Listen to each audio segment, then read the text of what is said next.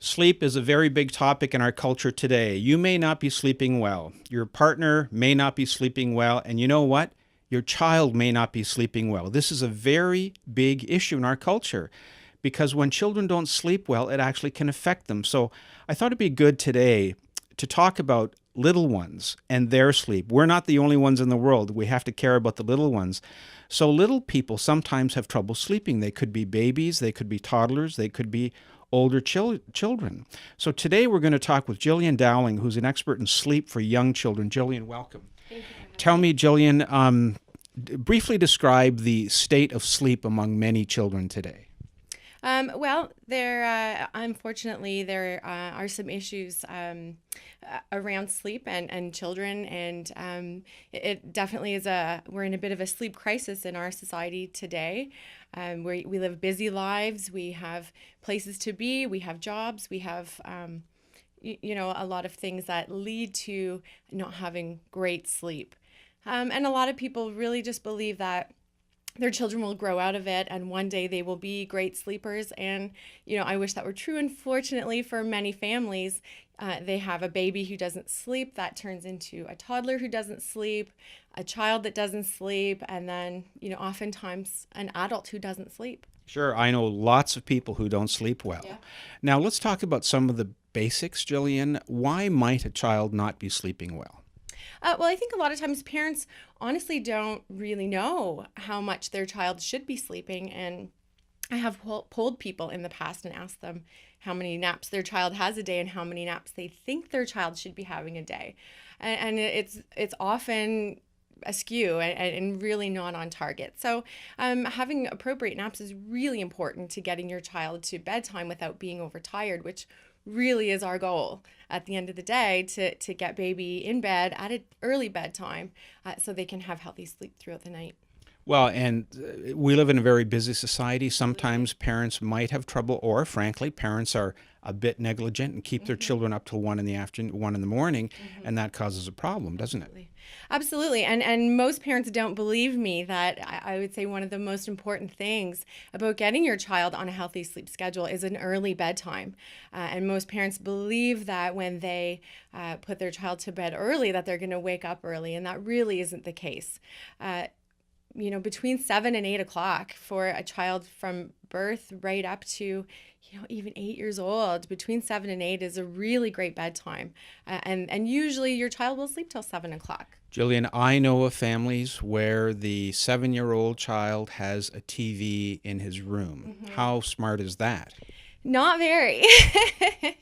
And I think for children it is a little different. We can often, lay in front of the television at night and wind down and bring our day to an end. But for a child, that's very stimulating. And it even is just the light that's coming from the television, which is preventing the release of melatonin, which is going to help you sleep. So television, I would say, no TV for at least an hour before bedtime. And in my family, we don't have television after dinner. And we find other activities to do, which, can lead to a really nice bedtime routine. And I with my own family, I find bedtime to be one of the most special times of the day because there's no television, because there's no other things going on. We're reading stories and singing songs. And now, what about nutrition? That's got to be an important player here. Absolutely. I think nutrition and sleep go hand in hand. And I really believe that for a child, 5 and under especially, that sleep is as important as nutrition. I hear a lot of moms and dads that say we would really like our child to adjust to our schedule. And I say to those parents, you wouldn't say to your child, we're going to a party today, so you're not going to have lunch. So I say, you shouldn't say to your child, we're going to a party today, we're going to miss our nap. I really do believe they are as important as the other. Now, what about some of the specific foods that we should avoid giving our children if we want a good sleep for them? Caffeine, which I don't think you should give them at any time, really, anyways. Definitely chocolate, high sugar foods. Those are all things that are very stimulating for a child, and it makes it very difficult for them to go to sleep. And that really goes for adults too. To avoid, I say even for adults, no caffeine past 2 in the afternoon. So certainly that's going to be, much more effective to a child. And what does happen to us as we get older if we're not sleeping well as babies, toddlers, younger children, teenagers, adults? How does that affect us later in life? Well, it really becomes difficult to focus. People who have really important jobs where they need to be attentive and on the ball.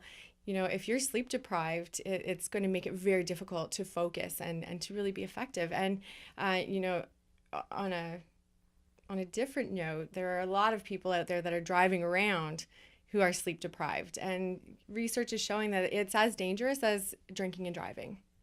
But is there one common theme that ties all this together, Gillian? Is it the timing of our sleep? Is it diet? Is it stress? What comes to mind? What's the biggest thing affecting sleep? I would say in our society, it's a lack of respect for sleep. All of those things tie in. We have busy lives. We have all of these things going on, and sometimes it's difficult to eat healthy when you're running around and quickly grabbing a bite here and there. But really, a respect for sleep and a respect for your child's sleep, and knowing that those are things that are very important and certainly will affect their day-to-day life and the way that they approach their sleep habits later in life. So just walk us through a typical scenario at home with a young child. You've had your dinner, you've had your time to relax. Walk us through the different stages. Definitely a bedtime routine is really important, and you should keep it between 20 and 30 minutes. Anything shorter than that, they're not really, they're not recognizing the transition time. Anything longer than that, they get re-stimulated, they catch a second wind, that sort of thing. So really, timing is important there, and make it something special that they can look forward to rather than saying it's time for bed. You can say it's time for a bath or it's time for a story, and those are really great things to have in your bedtime routine. And of course, we've all seen how important reading stories with your children is from a very young age. I say even from birth, have a story time, and they love it. So from there, you're really going to start winding down. You want your children to go to bed awake, and that's an important thing. A lot of people, they're putting their babies down and they've already fallen asleep, and then they go in their crib and then they wake up and they don't know where they are. And so it's important for them to go to bed awake. Make sure the room is nice and dark. That's going to be really helpful in the morning, especially this time of year. I'm getting a lot of phone calls because so many people are saying, my baby's waking up at 5 in the morning, and nobody wants to be up at 5 in the morning. I know I don't. Yeah. So having the room nice and dark is really going to help. And that helps at nap time as well. Good. Well, all good tips. Thanks very much, Gillian, for coming in. How do we get in touch with you? I can be reached at www.sleepwise.ca or by telephone 905-688-1578. Great. I'm sleepy now. Yes. Thanks very much. Thank you. So get some good sleep this week, and I'll see you soon.